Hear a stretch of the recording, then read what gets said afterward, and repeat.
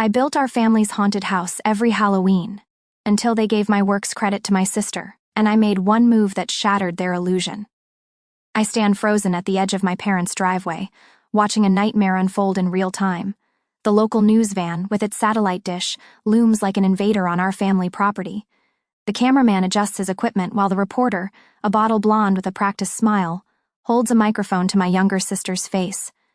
12 years, Beatrice gushes, her pearl earrings catching the October sunlight. It's a labor of love. 12 years of creating memories for our community. My fingers curl into fists at my sides. 12 years of my labor. 12 years of my designs. 12 years of my money, funding what started as a simple yard haunt and grew into the neighborhood's most anticipated Halloween tradition. Anthony tugs at my jacket sleeve. Mom, why is Aunt Beatrice talking about our haunted house like that? I glance down at my 9-year-old son, his earnest face pinched with confusion.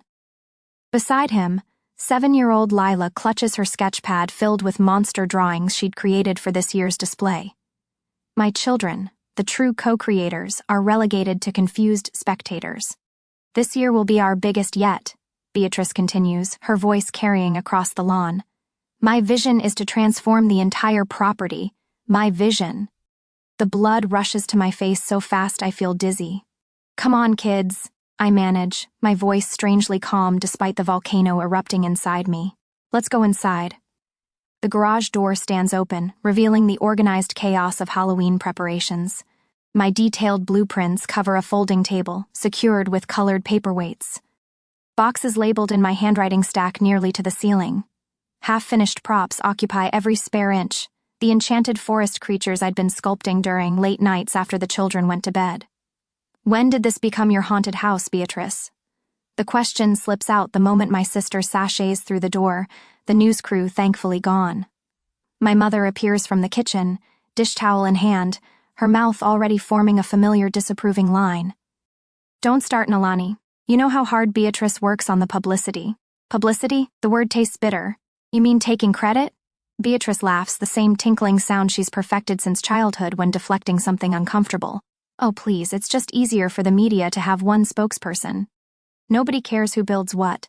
Nobody except the person who stays up until 3 a.m., designing animatronic woodland creatures. Nobody except the person who spends her design commission checks on specialty fog machines and LED lighting systems. I grab the nearest box filled with moss I'd collected and preserved myself, and begin organizing its contents with trembling hands. My mind flashes to last October, when I'd worked through a fever to finish the cemetery scene. Beatrice had arrived 15 minutes before opening, positioned herself by the entrance, and posed for photographs as families streamed in. The community newspaper the following week read, Beatrice Gomez continues beloved Halloween tradition. No mention of me, no acknowledgement of Anthony and Lila, who had spent weekends helping paint tombstones. Mom? Anthony's voice pulls me back to the present. He stands straight, practicing the confident posture we'd worked on at home. Can Lila and I be tour guides this year? We practiced like you showed us. Pride blooms in my chest. They'd rehearsed their spooky narration for weeks, complete with the dramatic pauses I'd taught them. Before I can answer, my mother interjects. Those roles are for Beatrice's children. They're more outgoing. She doesn't even look at Anthony when she says it, busy arranging plastic pumpkins that I'd carved and wired with lights. But Jason and Mia don't even like Halloween, Lila protests, her small voice wavering. They said it's babyish. They're just being modest, my mother dismisses. They'll do beautifully once they're in costume.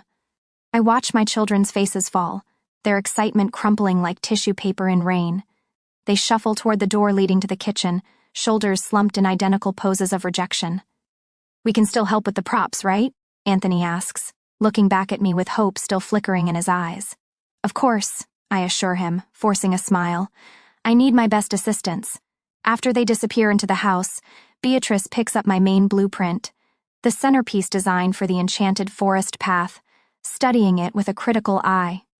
This arch needs to be taller, she announces, grabbing a pencil to mark changes on my design. And we should replace these mushrooms with something more elegant, maybe crystal formations?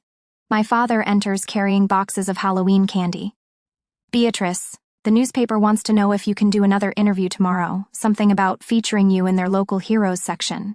Perfect, she beams, setting my blueprint aside with her unauthorized modifications. I'll wear the green blazer. It photographs well. Something shifts inside me as I watch my children through the kitchen window. They sit at the table, heads bent together, no doubt consoling each other over yet another disappointment. How many times have they been pushed aside, their contributions minimized? How often have I allowed it to happen, swallowing my objections in the name of family harmony? I straighten my spine, a decision crystallizing with sudden clarity. Something has to change, and I'm the only one who can change it. The next day, the morning sunlight mocks me through the blinds as I stare at my phone screen paralyzed. The cup of coffee beside my laptop grows cold, forgotten, thrilled to announce the Halloween haunted house theme, Enchanted Forest. My vision comes to life in 2 weeks. Beatrice's Facebook post already has 73 likes and a comment section overflowing with praise. My thumb scrolls through responses that make my stomach clench. You're so creative, Beatrice. Can't wait to see what you've dreamed up this year. Your dedication to the community is inspiring. And there's Beatrice, responding to each compliment with gracious humility. Thank you. It's a labor of love, and I'm so excited to share it with everyone. And just wait until you see the mushroom grove. The mushroom grove, the one I spent 3 weekends crafting from recycled materials, the one Anthony helped paint during afternoons when he could have been playing with friends. A text notification slides down from the top of my screen.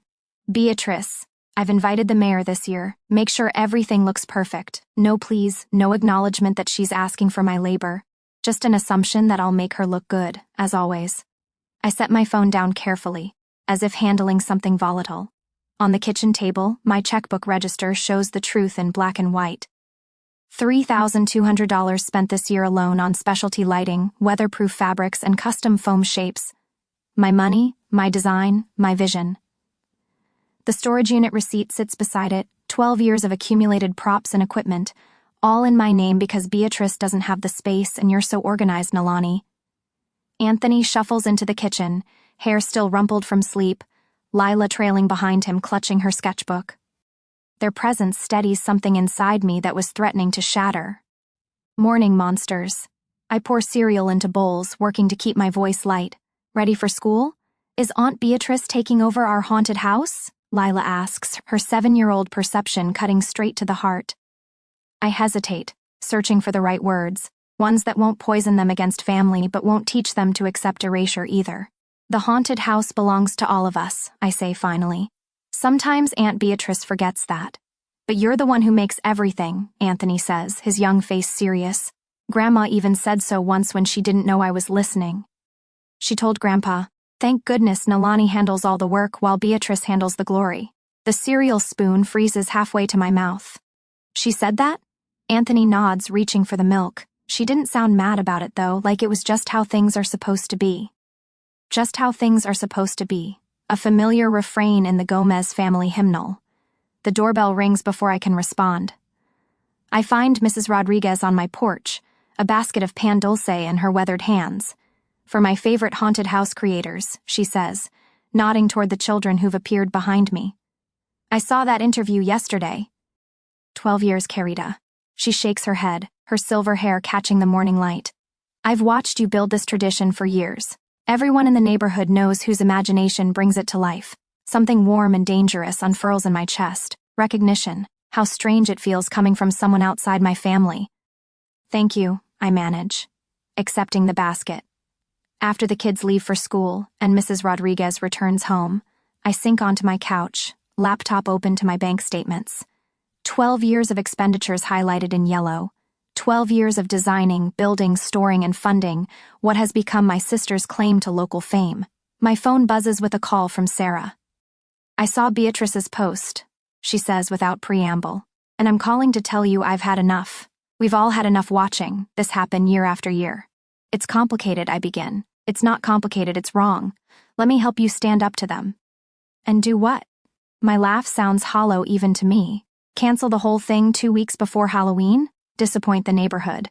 Kids? Or reclaim what's yours?" she says simply. "Michael mentioned something when I picked up Jamie from school yesterday. He said the maintenance room at Oak Ridge Elementary is empty until the renovation starts in November. Space for an alternative. An alternative. The words hang in the air, dangerous and thrilling. That evening, I drive to my parents' house after work.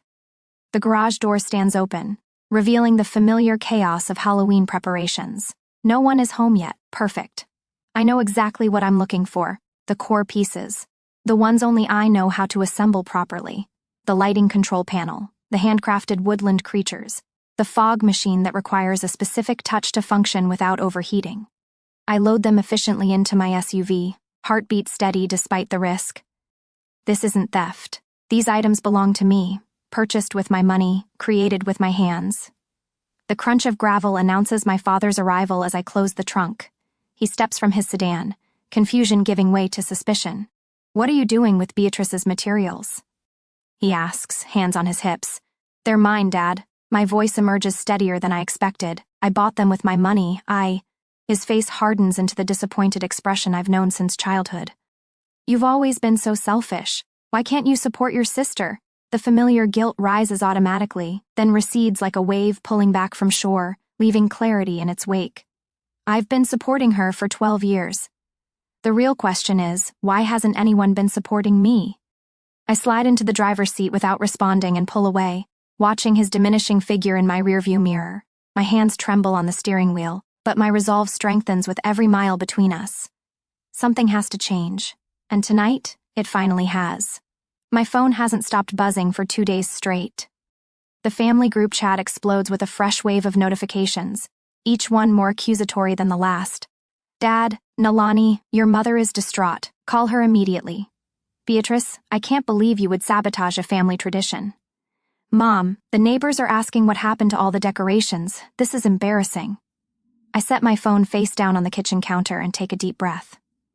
Through the sliding glass door, I watch Anthony and Lila in our modest backyard. They're pacing off dimensions. Lila's sketchpad clutched in her small hands, as Anthony marks spots with orange survey flags borrowed from my design toolkit.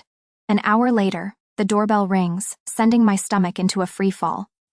My mother stands on the front step, her face a perfect mask of wounded dignity. She doesn't wait for an invitation before brushing past me into the living room. "How could you embarrass us like this?" Her voice carries that special tone she's perfected over decades, the one that makes me feel simultaneously 6 years old and 80. "Hello to you too, Mom." I close the door, squaring my shoulders. Beatrice has been crying all morning. She called the Williamses and the Parkers. They've been asking what happened to the haunted house. "The haunted house is fine, it's just relocated." Mom's eyebrows arch nearly to her hairline. "To your postage stamp of a backyard?" "Please, Nalani, don't be ridiculous." Through the window, I spot Anthony demonstrating to Lila how to use the measuring tape. My son's face is alight with purpose, an expression I haven't seen since he tried explaining his monster guide script to his grandmother, only to have her dismiss it as saying it wrong. "If you don't return everything immediately," Mom continues, pacing a tight circle around my living room, "the family Thanksgiving is off the table for you. Christmas, too. Your father and I can't condone this behavior." The threat hangs in the air between us. For 12 years, these holiday ultimatums have been her nuclear option, guaranteed to bring me back in line. But something has shifted. I open the sliding door. "Kids, come in for lunch." Their excited chatter fills the kitchen as they wash hands and claim their usual spots at the table. I set sandwiches in front of them, listening to their plans for the monster headquarters with a lightness in my chest I'd forgotten was possible. "Grandma." Lila spots my mother and runs to hug her legs. Mom pats her head distractedly. "Nalani, we need to discuss this privately. Whatever you have to say, you can say in front of them." I place apple slices on their plates. "They're part of this, too." My mother's lips press into a thin line. "Very well. Your sister has offered a compromise. Return the main pieces, and you can be in charge of the refreshments table." Anthony looks up, confusion clouding his face. "But Mom, we already measured the werewolf tunnel. It fits perfectly by the oak tree. And I drew all the signs for the forest path," Lila adds, sandwich halfway to her mouth. My mother waves these concerns away. "Your cousins are already practicing their guide speeches. Jason is quite good." "Jason said Halloween was for babies," Anthony mutters, staring at his plate. I rest my hand on his shoulder. "We're not bringing anything back, Mom. We're doing our own event this year. This isn't about you, Nalani. This is about family tradition." "You're right." I meet her gaze steadily. It's about family and teaching my children what that word actually means. She leaves in a flurry of slammed doors and promises of regret, while I return to the backyard with my children and a notepad. The small space presents challenges my parents' sprawling property never did, but 12 years of interior design work has taught me how to maximize limited square footage. What if we create a fog wall here? I sketch quickly as Anthony and Lila peer over my shoulders. The path could wind around this way, making the space feel twice as large. Anthony's face lights up, and we could hang the glowing mushrooms from fishing line in the trees. We work until sunset, plotting our alternative haunted forest. When I test our homemade fog machine fashioned from a cooler and dry ice, the backyard transforms into something ethereal. Lila runs through the mist, arms outstretched, and for the first time in weeks, I laugh. A real laugh that starts deep in my belly and rises unrestrained. 3 days later, I find myself sitting across from my family at Rosario's Italian restaurant, their traditional pre-crisis meeting ground since I was a teenager. The familiar smell of garlic and tomato sauce can't mask the tension hanging between us. Beatrice taps manicured nails against her water glass. This has gone far enough. The reporter is coming tomorrow, and half the displays are missing. Her voice drops to a stage whisper. Return everything, or I'll tell everyone you destroyed the tradition out of jealousy. My father nods solemnly beside her. Your behavior reflects poorly on all of us, Nalani. I take a slow sip of water, then reach for my purse. The folder I extract is thick with papers, organized by year with color-coded tabs. I've kept receipts for every purchase since 2012. I slide the folder toward the center of the table. Over $24,000 of my money went into building what you call the family tradition. My mother barely glances at the documentation. Family doesn't keep score, Nalani. Family doesn't take advantage either. The words come out steadier than I expected. I'm not asking for repayment. I'm asking for respect for me and for my children. Beatrice scoffs. This is so typical. You always need to make everything about you. No, I've made everything about everyone else for 12 years, that's the problem. The check arrives before my mother can respond, mercifully ending the standoff. As we leave the restaurant, I feel a strange lightness, as though I have set down a burden I've carried so long I'd forgotten its weight. When I arrive home, Sarah's blue sedan is parked out front. She stands in my driveway, directing 3 men unloading folding tables from a pickup truck. The school's drama department had these in storage, she explains, hugging me with one arm. Michael convinced the principal to loan them for your event. More cars arrive throughout the afternoon. Parents from Anthony's class, neighbors I've exchanged nothing more than waves with for years. Mrs. Rodriguez appears with a tray of empanadas for the workers, her arthritis-curved hands still capable of producing perfect crimped edges. I've watched you build this tradition for years, Carita, she tells me, patting my cheek. About time you got to be the bruja in charge.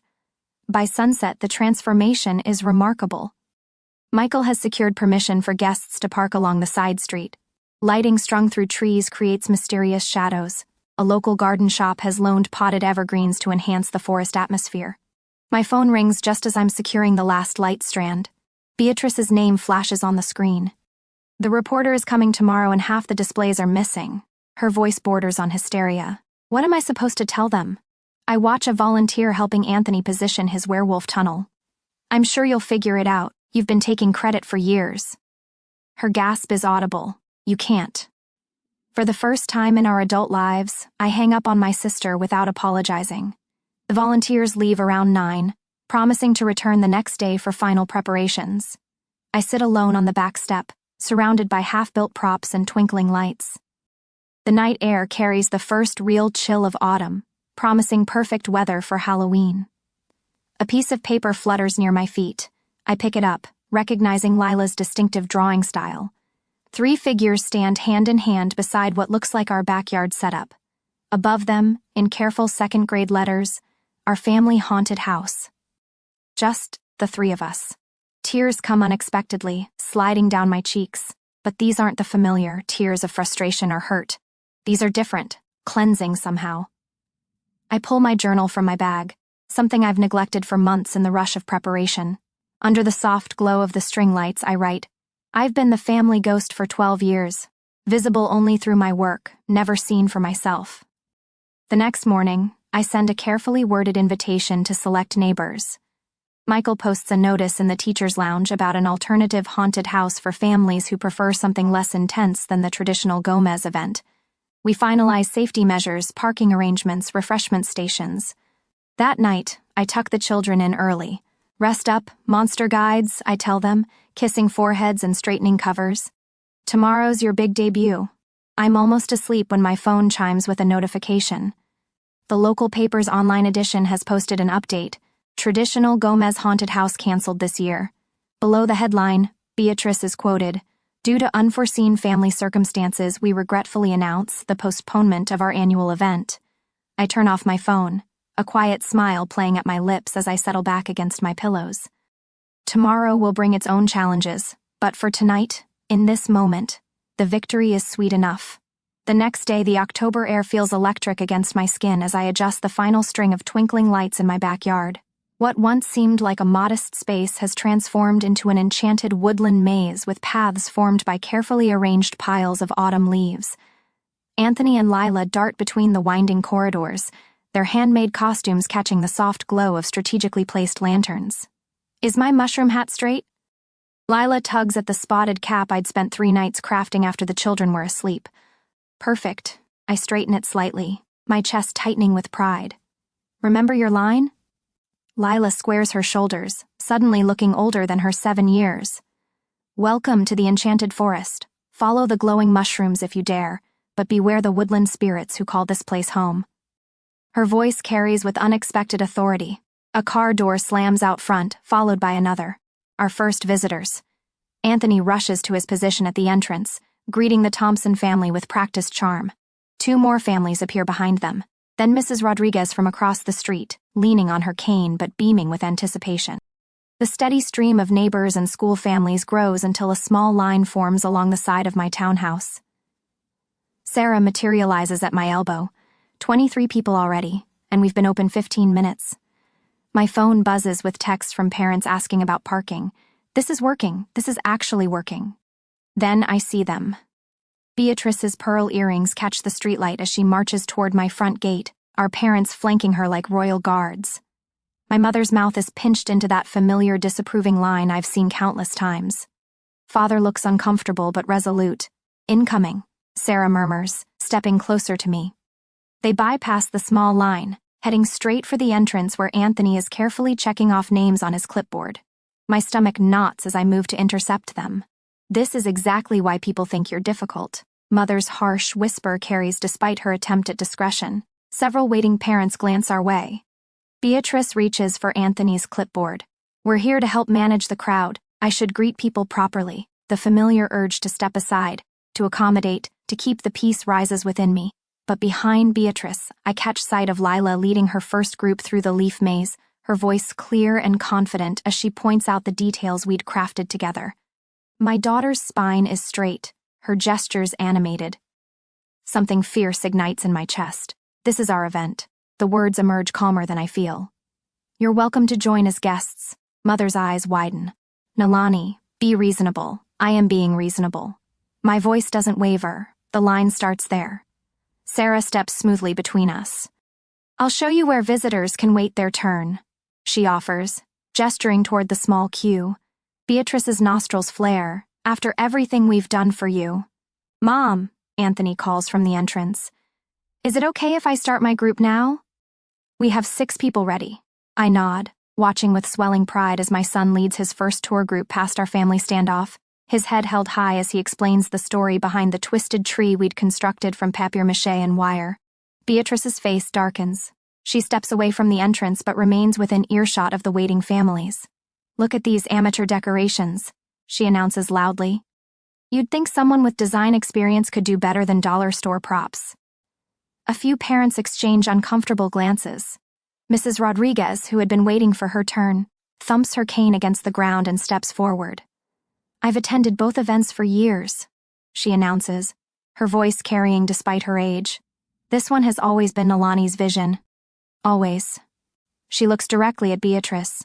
I remember when your sister started this tradition. Where were you then, Nina?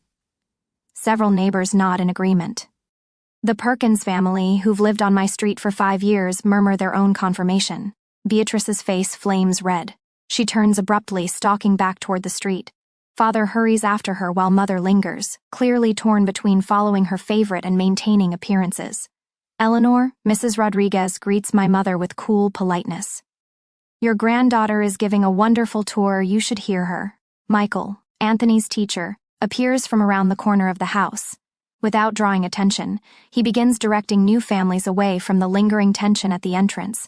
The school principal arrives moments later with a supportive smile, taking a spot in line as if she doesn't notice the family drama unfolding. 3 mothers from Lila's class form a protective semicircle around the activity area where children decorate paper lanterns between tours. Their conversation flows naturally, but their positioning is deliberate. A human barrier between my family's chaos and the children's joy. Excuse me. A woman with a notepad approaches. I'm Denise Williams from the community newsletter. I heard there was something special happening here tonight. I open my mouth to respond, but Sarah answers first. You're looking at the creator of both haunted house traditions, Nalani Gomez. She's been designing Halloween experiences for 12 years. The reporter scribbles notes, glancing toward the small crowd now gathering outside to wait their turn. Laughter erupts from somewhere inside the maze as Lila delivers what must be the surprise ending of her tour. My phone buzzes again, then again, and again. People are sharing your address online, Sarah says, checking her own phone. That Facebook mom group is telling everyone to come here instead. From the street corner, I spot Beatrice engaged in a heated argument with the parking volunteer, a parent who'd offered to help direct traffic. Her arms wave dramatically while father attempts to pull her away. You're choosing her side, Beatrice's voice carries across the yard. Mother approaches the reporter, her smile fixed and professional. This is actually a family tradition that began in Nalani's college apartment 12 years ago. Mrs. Rodriguez interrupts. I remember because my grandson was the first child to ever see it. One bedroom transformed into a haunted forest. She pats my arm. Some visions need time to grow, Verdad. Mother's smile falters. She retreats to where father stands, now physically separating Beatrice from the volunteer. Their unified front has cracked, 3 separate figures standing apart from each other on the sidewalk. After a moment of visible indecision, they leave in separate directions, Beatrice to her car, father following after a hesitation, and mother lingering before finally turning away. Nalani?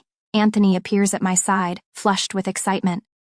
Can we add more tours? People keep asking when the next one starts.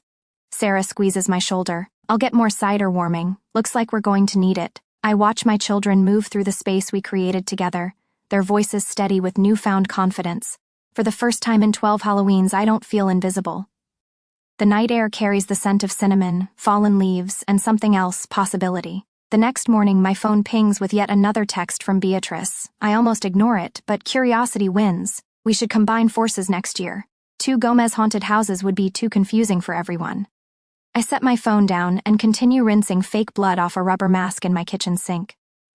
The red swirls down the drain, a fitting metaphor for how I feel about her suggestion. The morning after my successful backyard haunted house, and she's already plotting to absorb my creation back into hers. The phone rings, Mom. I let it go to voicemail, then listen with water still running. Nalani, this has gotten out of hand. Family needs to present a united front. Call me back. Within the hour, Dad's email arrives with the subject line moving forward. The message contains 2 sentences. We should discuss carrying on the Gomez family tradition properly. Your sister is willing to forgive and forget. Forgive what, exactly? My unwillingness to remain invisible? The coordinated campaign continues throughout the day. Cousin Jennifer texts about Thanksgiving being so awkward if you don't make peace. Uncle Robert mentions Dad's blood pressure being up because of this unnecessary conflict. Even Aunt Sophia calls to warn me that Beatrice is telling everyone you stole her concept. The landline rings. Only telemarketers and family friends use it. Mrs. Abernathy, Mom's bridge partner. Nalani, I've known you since you were knee-high to a grasshopper. This just isn't like you, causing such a fuss. I thank her for her concern and hang up, hands trembling slightly. The weight of everyone's disappointment presses against my chest. For 12 years, I've been the steady one, the reliable one. The one who never makes waves. Late afternoon finds me in the backyard, stuffing trash bags with fallen leaves and scraps of colored paper. A tattered script page flutters across the grass. I pick it up, recognizing Anthony's careful handwriting, his tour guide notes. Several lines have been crossed out, corrections written above in different handwriting. Anthony, can you come here a minute? He emerges from the back door, a chocolate milk mustache framing his wary expression. Did I do something wrong? No, honey. I hold up the script. I'm just wondering about these changes. His eyes drop to his sneakers. Grandma said I was saying it wrong. When did she say that? Last weekend, when you were getting supplies. She came over to practice with us. I hadn't known she'd been to our house. The realization that she'd corrected my children behind my back sends hot anger surging through me. Was she mean about it? Anthony shrugs. Not really. She just said people wouldn't understand me the way I was saying it. He looks up suddenly, but lots of people told me I did a good job last night. You did. I pull him into a hug. You were perfect. Later, after the kids are asleep, I scroll through photos from the event. The images show Anthony gesturing dramatically toward a papier-mâché tree, while a cluster of children listen, wide-eyed. Lila stands on a small platform, her witch hat slightly askew, explaining the magic potions to a group of parents. Their faces glow with pride and confidence. One photo stops me cold, Mrs. Rodriguez speaking with another elderly neighbor, pointing toward the children. I remember her words now. First time I've seen your kids take center stage. About time someone recognized their talents. My finger hovers over Beatrice's lunch invitation text. For a moment I consider accepting, finding a compromise for the children's sake, but these photos tell me what's truly for their sake. I text back a single word, when. 2 days later I slide into a booth at Corelli's, the neutral territory of a restaurant neither of us frequent. Beatrice and Mom are already there, Dad arriving seconds after me. They've chosen seats on one side, leaving me alone on the other. The battle lines couldn't be clearer. I ordered appetizers for the table, Beatrice announces before I've even settled. I was thinking we could display the main haunted house at Mom and Dad's like always, but maybe do a smaller kids' activity area in your backyard. You've always been good with the simple stuff. I sip my water, letting her continue outlining next year's expanded vision. Mom nods approvingly. Dad studies his menu with unusual concentration. When the calamari arrives, I wait for Beatrice to serve herself first, then Mom, then Dad. Old habits. I won't be participating in the family event anymore, I say quietly, setting down my fork without taking a bite. Their heads snap up in unison. Before they can respond, I pull a folder from my bag and slide it across the table. Here are the expenses I've covered over 12 years. Here's the visitor count from both events last weekend. Here's what the community had to say about each. Nalani, nobody cares about paperwork. Mom dismisses with a wave. I care, my voice remains steady. Our backyard event will continue as its own tradition. You can't just, Beatrice starts, but I cut her off. I already have. That Sunday, the local paper features both Halloween events. The headline reads, Halloween Magic ×2 in Ridgefield. There's Anthony, quoted about his spooky forest friends, and Lila explaining how she designed the fairy mushroom path herself. The article describes our event's warm family atmosphere and acknowledges my 12 years of creative contribution to the community's Halloween traditions. I fold the newspaper carefully, planning to frame it. This attention will fade, Mom says when I decline Sunday dinner. People will forget by next year. I tuck the phone against my shoulder while stirring spaghetti sauce. That doesn't matter anymore. Then what does? Her exasperation leaks through the line. I realize something important, I say. I was teaching my children that their worth depends on others' approval. That's ridiculous, we've always supported. They deserve better. I lower the heat under the bubbling sauce. I deserve better. For the first time in my adult life, I end a call with my mother without waiting for her permission. 2 weeks later, an email notification appears on my phone from the community center director. Subject line, Halloween Event Partnership Proposal. The preview text reads, We'd like to discuss the possibility of your leading a community-sponsored haunted house next year. My finger hovers over reply, a smile spreading across my face. I squint against October sunlight flooding the community center parking lot. A year has passed, but the transformation feels like a lifetime. Mrs. Gomez, where should we hang these lanterns? A teenage volunteer holds up glowing mushroom-shaped lights, their wire frames wrapped in translucent paper. Follow Anthony's map, I say, nodding toward my son. At 9 years old, Anthony had been hesitant and apologetic. Now 10, he stands tall beside a folding table, confidently pointing to marked locations on his hand-drawn blueprint. These go along the willow path, he explains to a cluster of volunteers. Make sure they're at different heights for the right effect. Nearby, Lila directs a group of younger children sorting small pumpkins into categories, painting stations, carving tables, and display-only arrangements. Her voice carries with surprising authority for an 8-year-old. The tiny ones go here, she instructs, tapping a box labeled in her careful handwriting. Warmth spreads through my chest, watching them. No hunched shoulders, no apologetic glances, no waiting for permission. Sarah appears beside me, clipboard in hand. Channel 8 just pulled in, she says, nodding toward the news van.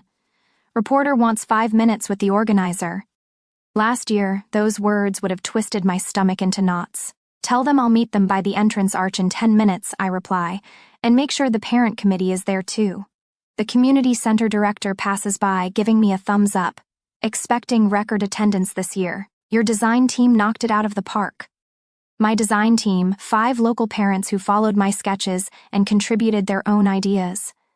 People who sign their names to their work and acknowledge others. The news crew sets up near the arched entryway. A reporter in a crimson blazer adjusts her microphone. Not Beatrice's preferred reporter. A different face, a different station. We're here with Nalani Gomez, lead designer of the Community Halloween Festival. This is your first year hosting at the community center. What inspired the change? I gesture toward the volunteers. This wasn't my decision alone. Our committee wanted to create something accessible to more families. The parent volunteers gather behind me, nodding in agreement. I introduce each by name, describing their contributions. When Anthony and Lila approach, I step aside. My brother and I help design the spooky forest section, Lila explains to the camera without a hint of shyness. Anthony adds, we tested all the scare levels to make sure little kids won't get too frightened. The reporter smiles genuinely. Quite the family tradition you've built. Community tradition, I correct gently. That's what makes it special. After the interview, I stand in the same spot where I once froze, watching Beatrice claim my work. The anxiety that once twisted my insides has vanished. Instead, satisfaction settles warm and solid in my chest as families begin arriving. Mom! Lila's voice cuts through the growing crowd. The mayor is here. My children dash toward me, eyes bright with excitement. Can we give him the tour? Anthony asks, bouncing on his toes. We practiced the whole walkthrough yesterday. Of course, I say. It's your section. They race off to greet the mayor, confidence radiating from their small frames. No one steps in to take their moment. No one dismisses their enthusiasm or questions their ability. Later, watching from a bench as twilight transforms the decorated grounds, I open the journal Sarah gave me when we started planning. My children taught me what truly matters, I write. Not recognition or approval, but creating something meaningful together. The validation I spent years seeking from family never filled the emptiness.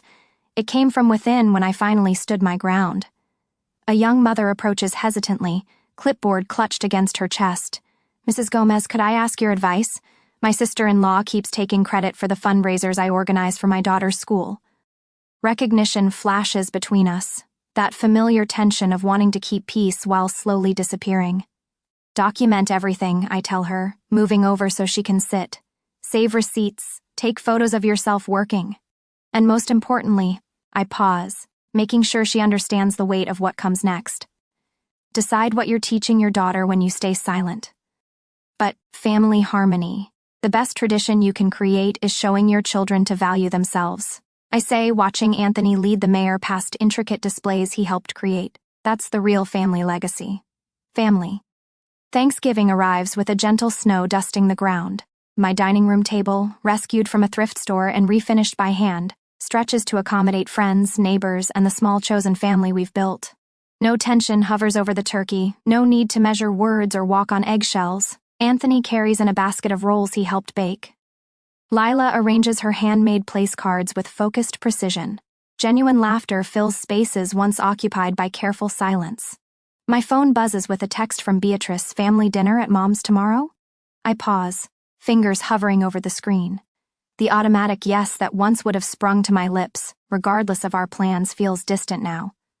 We have plans, but we'll stop by for dessert. I set the phone aside and rejoin my celebration. Sometimes the greatest act of family loyalty is teaching the next generation a better way to love, with respect, with boundaries, and with truth.